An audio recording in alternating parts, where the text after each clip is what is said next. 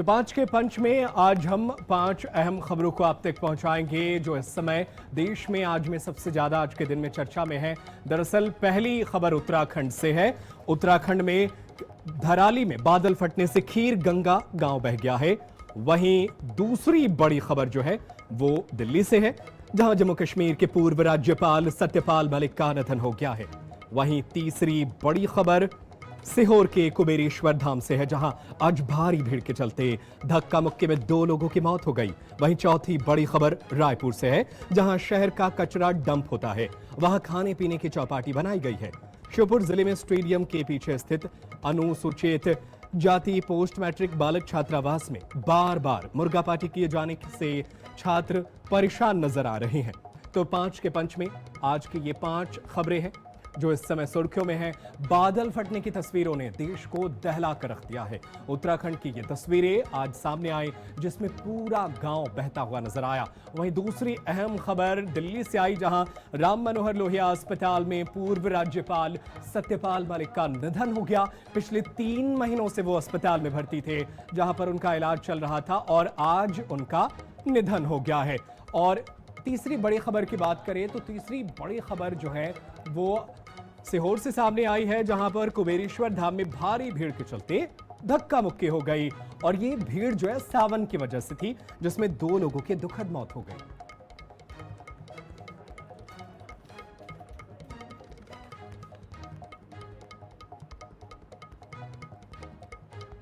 और चलिए 5 के पंच की पहली खबर का रुख कर लेते हैं। पहली खबर उत्तराखंड के गांव से है, जहां पर बाढ़ की वजह से एक पूरा गांव जो है वो बहता हुआ नजर आया है। उत्तराखंड के धराली में बादल फटने से खीर गंगा गांव बह गया है। घटना मंगलवार की दोपहर 1:45 की है।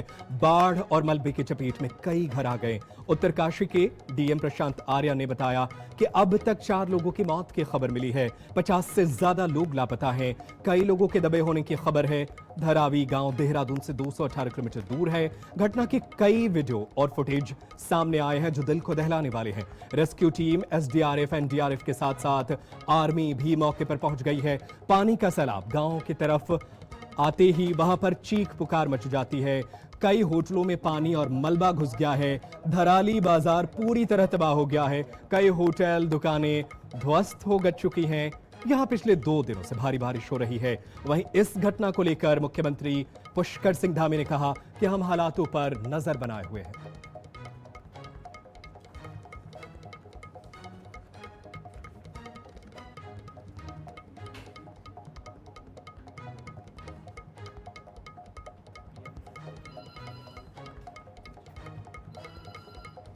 तो उत्तराखंड के धाराली गांव हादसे के बाद से अब इस पूरे मामले पर लगातार चिंता व्यक्त की जा रही है। मुख्यमंत्री पुष्कर सिंह धामी के अलावा प्रधानमंत्री नरेंद्र मोदी ने भी इस पूरे मामले पर दुख जताया है।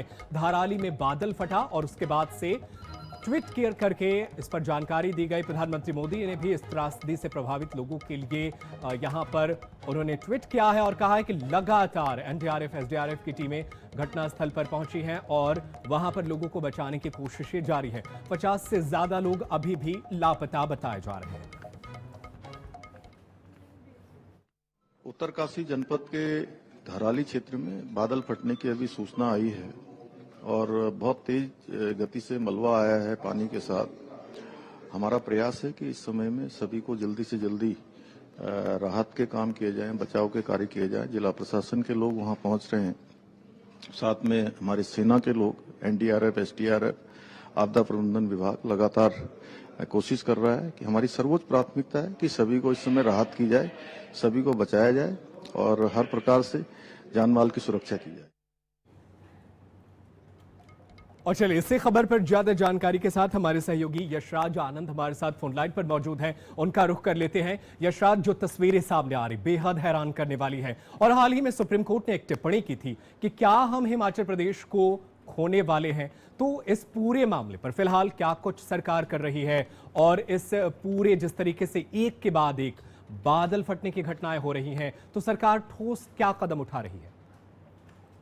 जी बिल्कुल, मैं बताना चाह रहा हूँ कि आज उत्तराखंड के धराली में एक दिल दहला देने वाली घटना सामने आई, जो उत्तरकाशी में करीब 1:45 पर हर्षिल के पास खीरगढ़ क्षेत्र के स्थित धराली गांव में भीषण मलबा खिसकने की घटना सामने आई। इस अचानक भूस्खलन से गांव में मलबा और पानी का बहाव तेजी से हो गया, यानी कि यदि यह मलबा जब रहा तो इसके पीछे जो कारण है वो बादल फटना कारण बताया जाता है। यानी कि बादल फटने के कारण एक मलबा, बहुत बड़ा मलबा जो है वो पहाड़ तक से टूट करते हुए वो ग्रामीण क्षेत्र में आ गया, जहां पर रिहायशी क्षेत्र में आ गया। और देखते ही देखते यह काम इतना जल्दी, यह घटना इतनी जल्दी घटित हुई, इतनी स्पीड से गति से पानी यहाँ पर आई कि वह पानी किसी को संभलने का मौका ही नहीं दिया गया। और देखते ही देखते पूरा गांव जो है वो जलमग्न हो गया। और बिल्कुल बिल्कुल, पूरी वो तरीके तस्वीरें से हम बाजार देख जो पा रहे हैं यशराज। लेकिन मुझे बताइए, अभी राहत बचाव किस तरीके से आगे बढ़ रहा है और कितने लोगों के हताहत होने की खबर है? जी बिल्कुल, यदि राहत और बचाव कार्यों की बात करें तो जैसे इस घटना की जानकारी मिली, आर्मी के जवान जो है वहां पर तैनात हो गए। और आर्मी के करीब 100 जवान, 100 से अधिक जवानों की बात करें, वो लोग वहां पर तैयार हैं। और IBX ब्रिगेड की ये टुकड़ी है जो तुरंत राहत और बचाव कार्य में जुट गई। वहीं SDRF और NDRF की टीम भी लगातार राहत और बचाव कार्यों में जुटी हुई है। वहीं पुलिस, स्थानीय पुलिस की भी मदद ली जा रही है। साथ ही साथ यदि बात करें तो कुछ लोग जो हैं वो भी, वहां के रहने वाले जो हैं वो भी पुलिस और SDRF, NDRF और आर्मी की मदद कर रहे हैं। वहीं राहत और बचाव कार्य तो लगातार चल रहा है। जो भी व्यक्ति घायल हुए हैं उनको निकट अस्पताल में भर्ती कराया जा रहा है। और अभी तक करीब 55 लोगों के घायल होने की सूचना मिल रही है। और साथ ही साथ 8 से 10 लोगों के मृत होने की बात बिल्कुल जानकारी बिल्कुल, मिल रही है। लगातार यहाँ पर राहत बचाव कार्य जारी है। बहुत शुक्रिया यशराज तमाम जानकारी के लिए। आप नजरें बनाए रखिएगा, आगे आपके पास भी लौटेंगे और जानकारी से अपने दर्शकों को अपडेट करते रहेंगे।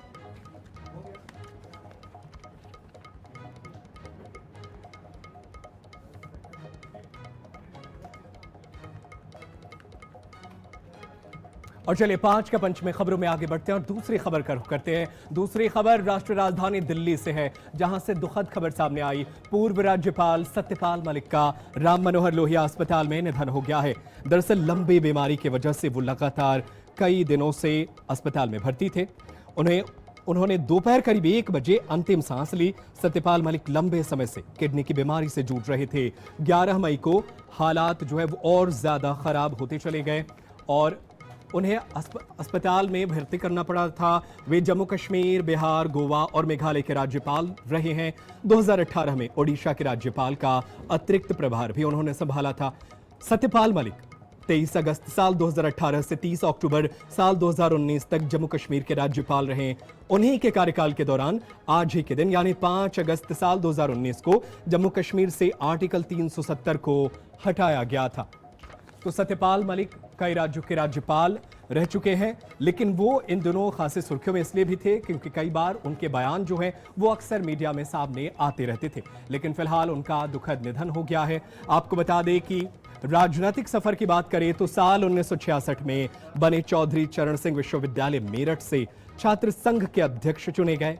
साल 1974 में बागपत से बने उत्तर प्रदेश विधानसभा के सदस्य। साल 1980 में बने राज्यसभा सदस्य, उत्तर प्रदेश प्रतिनिधि। और 1984 में वो कांग्रेस में शामिल हुए। 1986 में दोबारा बने राज्यसभा सदस्य। 1987 बोफोर्स विवाद के बाद इस्तीफा दिया और जनता दल में उनकी वापसी हुई। 1989-1991 में जनता दल से बने लोकसभा के सांसद और इसके बाद 1990 में बने केंद्रीय संसदीय कार्य और पर्यटन राज्य मंत्री। 2004 में भाजपा में शामिल हुए। 2012 में भाजपा ने राष्ट्रीय उपाध्यक्ष नियुक्त किया था। और इसके अलावा बिहार की वो राज्यपाल के तौर पर सितंबर 2017 से अगस्त 2018 तक उन्होंने सेवाएं दी। ओडिशा में मार्च से मई 2018 तक अतिरिक्त प्रभार संभाला। जम्मू कश्मीर में अगस्त 2018 से अक्टूबर साल 2019 यानी अनुच्छेद 370 निस्तारीकरण यानी 5 अगस्त 2019 तक राज्यपाल रहे। इसके बाद गोवा के राज्यपाल बने नवंबर 2019 से अगस्त 2020 तक। मेघालय में अगस्त 2020 से अक्टूबर 2022 तक राज्यपाल रहे। तो राजनीतिक सफर बेहद लंबा रहा और खुद को किसान नेता के तौर पर पहचाने जाने वाले सत्यपाल मलिक अक्सर मुखर होकर अपनी बातों को रखते थे। आज उनका निधन हो गया। लंबी बीमारी की वजह से वो लगातार अस्पताल में भर्ती थे, डॉक्टरों की निगरानी में थे, लेकिन आज उनका निधन हो गया।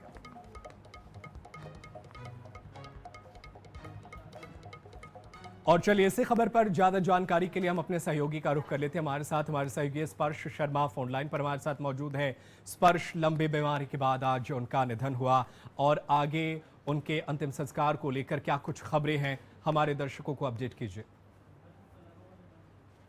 देखिए, पूर्व राज्यपाल जो है सत्यपाल मलिक, उनका जो फिलहाल निधन है वो आज 1:12 पर दिल्ली के और राम मनोहर लोहिया अस्पताल में जो है वो हो गया है। और अगर हम बात करें किडनी की बीमारी से लंबे समय तक जो पीड़ित थे सत्यपाल मलिक, और उसके बाद में 79 साल की उम्र में जो उनका निधन है वो आज जो है फिलहाल हुआ है। और जो अगर हम बात करें उनके पार्थिव शरीर को जो उनका आर.के.पुरम में मौजूद आवास है वहां पर ले जाया जाएगा और कल लोधी रोड शमशान घाट में जो उनका अंतिम संस्कार है वो आज जो है किया जाएगा। इससे पहले लगातार जो वीवीआईपी डिग्नेटरीज हैं उनका मिलने का जो सिलसिला है वो जो है अंतिम संस्कार देने यानी पहुंचे थे राम मनोहर लोहिया अस्पताल की। अगर हम बात करते हैं, हम जानते हैं किस तरीके से सत्यपाल मलिक का जो पूरा एक करियर रहा है, 4 राज्यों के जो राज्यपाल हैं वो जो है अपनी भूमिका निभा चुके हैं। हालांकि जो अंतिम कुछ समय था उसमें हमने देखा कि प्रधानमंत्री नरेंद्र मोदी के खिलाफ खुलकर मुखालफत भी करते हुए नजर आए थे। पुलवामा हमले के बाद से उनका जो एक स्टैंड था वो पूरी तरीके से जो बदलता हुआ केंद्र सरकार के खिलाफ जो है नजर आया था। तो ये एक बड़ी जो है एक लंबा करियर राजनीतिक तौर पर अगर हम बात करें, और आज फिलहाल 1:12 पर जो पूर्व राज्यपाल रहे हैं सत्यपाल मलिक, उनकी तरफ से जो है अंतिम सांस ली गई है। बिल्कुल, और ये दुखद खबर सामने आई जिसके बाद से अब राजनीतिक जगत में शोक की लहर है, हर कोई उन्हें श्रद्धांजलि दे रहा है। बहुत शुक्रिया स्पर्श, तमाम जानकारी के लिए। आप नजरें बनाए रखिएगा, आगे भी आपसे जानकारी हासिल करते रहेंगे।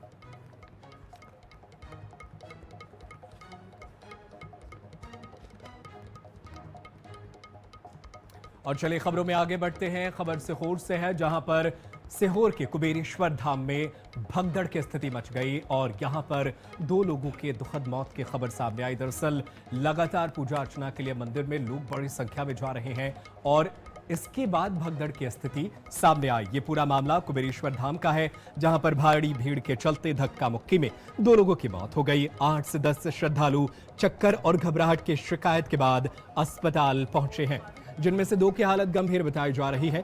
हालांकि इसकी आधिकारिक पुष्टि अभी नहीं की गई है। दरअसल प्रदीप मिश्रा बुधवार को कुबेरेश्वर धाम से चितावलिया हिवा गांव तक कावड़ यात्रा निकालने वाले हैं। इसमें शामिल होने के लिए एक दिन पहले ही बड़ी संख्या में श्रद्धालु निकल रहे थे। भंडारे, ठहराव और दर्शन के लिए जगह कम पड़ने लगे, जिससे भीड़ बेकाबू हो गई। कई स्थानों पर अफरा तफरी मच गई, 3 लोग नीचे गिर गए, इनमें से 2 के दबने से मौत हो गई। इस हादसे के बाद प्रशासन की तैयारियों पर सवाल उठ रहे हैं। तो सीहोर से ये अहम खबर है। कुबेरेश्वर धाम की ये तस्वीरें आप तक पहुंचा रहे हैं, जहां पर कावड़ यात्रा में शामिल होने के लिए बड़ी संख्या में लोग निकलने लगे, घरों से पहुंचने लगे और एक दिन पहले बड़ी संख्या में श्रद्धालु पहुंच गए, जिसकी वजह से भगदड़ मच गई। प्रदीप मिश्रा के कुबेरेश्वर धाम में भगदड़ हो गई है। 2 लोगों की दुखद मौत की खबर सामने आई है।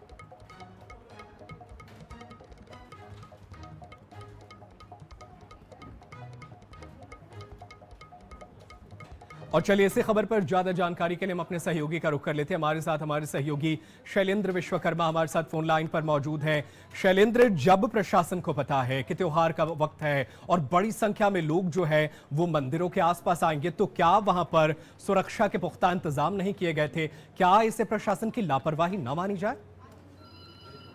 नहीं, मैं बताना चाहूंगा कि प्रशासन की लापरवाही देखने को नहीं है। प्रशासन कहीं ना कहीं पूरी तरीके से अलर्ट था, मगर जो श्रद्धालुओं की संख्या आने की संभावना जो थी वो इतनी नहीं थी, मगर जरूरत से अधिक संख्या श्रद्धालुओं की आ गई है और प्रशासन कहीं ना कहीं अपनी व्यवस्थाओं में भी लगा हुआ है। मगर ये अगर ये मामला जो सामने आया है, देखा जाए कि ये 2 लोगों की जो मौत हुई है, ये महिला गर्मी के कारण इसको घबराहट हुई और घबराहट होने के कारण इसको चक्कर आने के बाद इसको जिला हॉस्पिटल ले आया गया और वहीं पर ही इसकी मौत हो गई। तो ये कारण प्रशासन का भी नहीं कह सकते हैं, क्योंकि कहीं ना कहीं प्रशासन अपनी व्यवस्थाओं में लगा हुआ है, मुस्तैदी से लगा हुआ है, मगर श्रद्धालुओं की जो संख्या है वो अधिक बड़ी है और अधिक बढ़ने से वहाँ पे भगदड़ मची है, क्योंकि वो रुद्राक्ष जो वितरण के लिए चलाया जा रहा था उस रुद्राक्ष को लेने के लिए ये महिला वहां पर लाइन में लगी हुई थी और उसी दौरान इसको घबराहट हुई, क्योंकि वहां पे संख्या ज्यादा हो गई, भगदड़ हुई, भगदड़ के कारण इसको घबराहट हुई, घबराहट होने से चक्कर आए और इसको तुरंत जिला चिकित्सालय ले गया, वहां पर इसकी मौत हो गई। जी बिल्कुल, बहुत शुक्रिया तमाम जानकारी के लिए। आप नजरें बनाए रखिएगा शैलेंद्र, आगे भी आपसे जानकारी हासिल करते रहेंगे। तो सीहोर की यह खबर है जहां पर कुबेरेश्वर धाम में भारी भीड़ के चलते धक्का मुक्की में 2 लोगों की मौत हो गई। वहीं 8 से 10 श्रद्धालु चक्कर और घबराहट की शिकायत के बाद उन्हें अस्पताल में भर्ती कराया गया।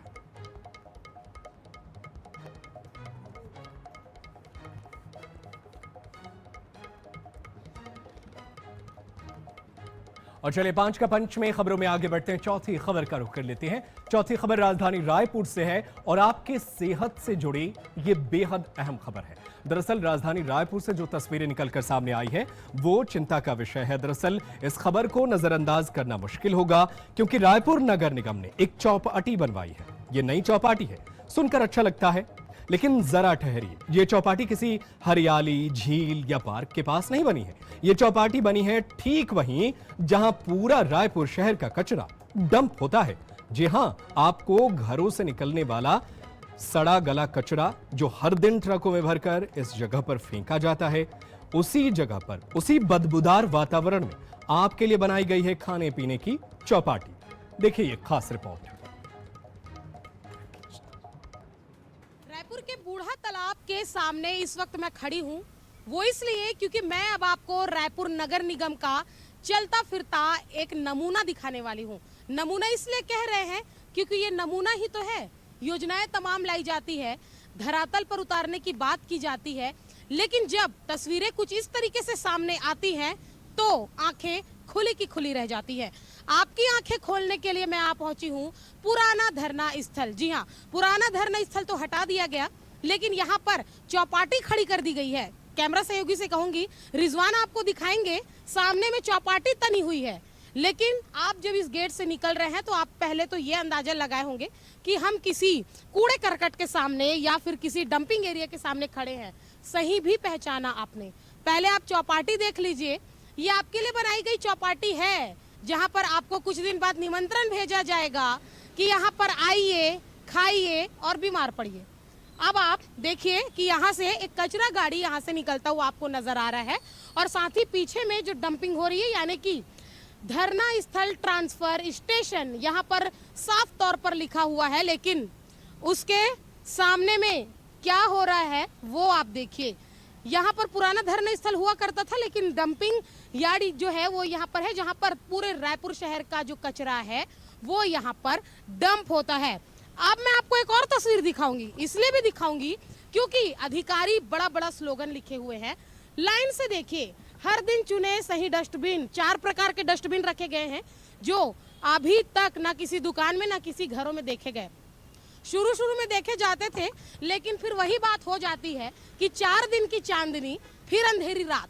स्वच्छ भारत मिशन जन जन तक संदेश पहुंचाना, ऐसा लिखा गया है, लेकिन ऐसा कौन सा संदेश रायपुर नगर निगम के अधिकारी पहुंचा रहे हैं वो तो समझ से परे है। बहुत सारे स्लोगन यहाँ पर लिखे गए हैं, स्वच्छ भारत मिशन, स्वच्छता दीदी, स्वच्छता भाई, स्वच्छता बंधु, लेकिन स्वच्छ भारत मिशन की पोल खोलती हुई राजधानी रायपुर की तस्वीर अपने आप में ये काफी है। कैमरामैन रिजवान के साथ मोनिका दुबे, INH न्यूज रायपुर।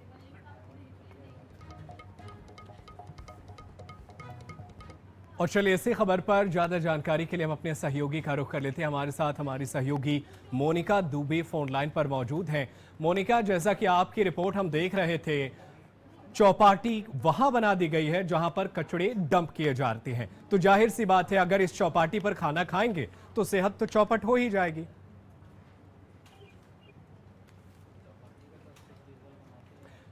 मोनिका, मेरी आवाज आपको? जी बिल्कुल, देखिए ये चौपाटी वहां पर बनाई गई है जहां पर पूरे रायपुर शहर का जो कचरा है वो डंप किया जाता है। यानी कि सबसे ज्यादा ये समझ से इसलिए परे है कि अधिकारियों ने आखिर क्या सोच समझ कर कचरा डंप करने वाले जगह पर ये चौपाटी बनाई है। ये पुराना धरना स्थल हुआ करता था, रायपुर के बूढ़ा तालाब के किनारे में स्थित है, जहाँ पर लोग धरना देते थे।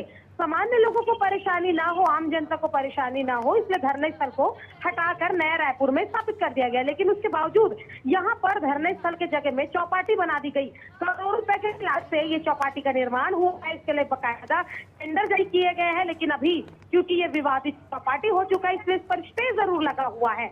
लेकिन नगर निगम के अधिकारी इस पर अभी तक पूरी तरीके से कुछ बोलने में सक्षम नहीं है। और सबसे चौंका देने वाली बात यह है कि क्या अधिकारी अपने परिवार के साथ यहाँ पर खाने पीने आएंगे क्या, पहला सवाल। दूसरा सवाल ये भी उठता है नदीम कि आखिरकार इस चौपाटी का निर्माण किया गया तो आखिर कौन से इंजीनियर ने इसका जो निर्माण है वो किया है, आखिरकार अधिकारियों ने इसकी परमिशन जो है वह किस तरीके से दे दिया। नगर निगम का जो स्वास्थ्य अमला है, जो लगातार स्वच्छ भारत मिशन की बात करता है, लगातार गली मोहल्लों से लेकर पूरे शहरी विकास को लेकर स्वास्थ्य की बात करता है, लेकिन लोगों की जान के साथ खिलवाड़ करने का, सेहत के साथ खिलवाड़ करने का ऐसा कौन सा नमूना नगर निगम ने आखिर पेश किया है। तस्वीरों में आपने देखा होगा, जब हमारी टीम वहां पर पहुंची तो देखा गया कि वहां पर खड़े होना भी इतना मुश्किल था, क्योंकि वहां पर चारों ओर इतनी गंदगी थी, इतना वहां पर बदबू था। तो आप अंदाजा लगाइए कि वहां पर आखिर लोग बैठकर खाएंगे कैसे। बिल्कुल बिल्कुल, बदबू और गंदगी के बीच वहां बैठकर खाना बहुत मुश्किल होगा। और देखना होगा कि अब इस पूरे मामले पर क्या कुछ आगे सरकार की तरफ से एक्शन देखने को मिलते हैं। बहुत शुक्रिया मोनिका, तमाम जानकारी के लिए। आप नजरें बनाए रखिएगा, आगे भी आपसे जानकारी हासिल करते रहेंगे, अपने दर्शकों को अपडेट करते रहेंगे।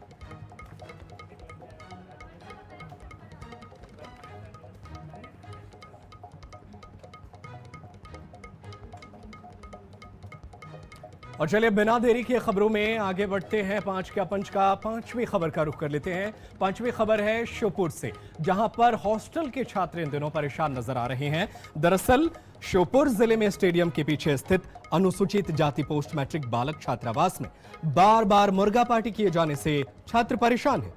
अब छात्र इसके विरोध में उतर आए हैं।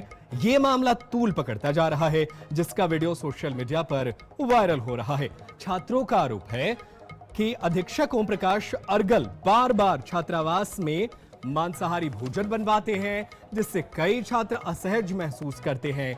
मामले का पहले भी विरोध किया गया था, इस बार वीडियो बनाकर सच्चाई दिखाई गई।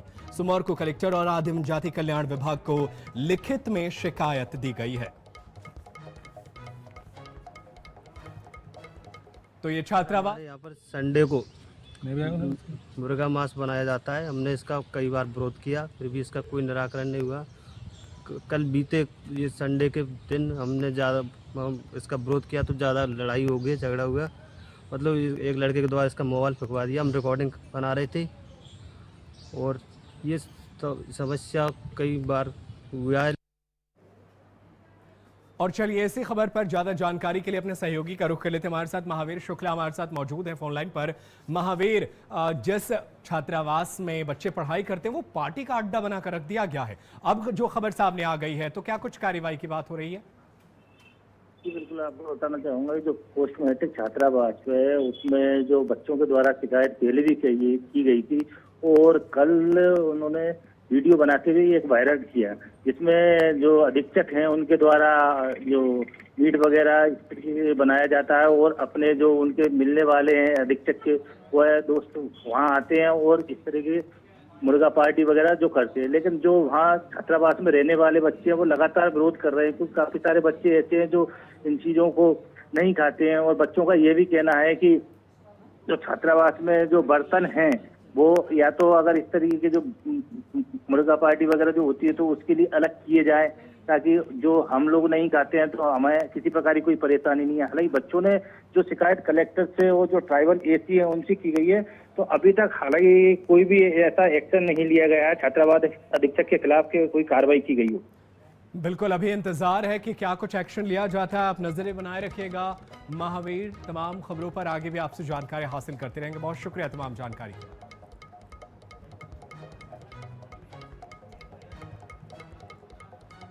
और फिलहाल मेरे साथ इस बुलेटिन में इतना ही, लेकिन देश दुनिया की खबरें लगातार जारी है। आपका ही मत जाइए, देखते रहिए INS 24/7। धन्यवाद।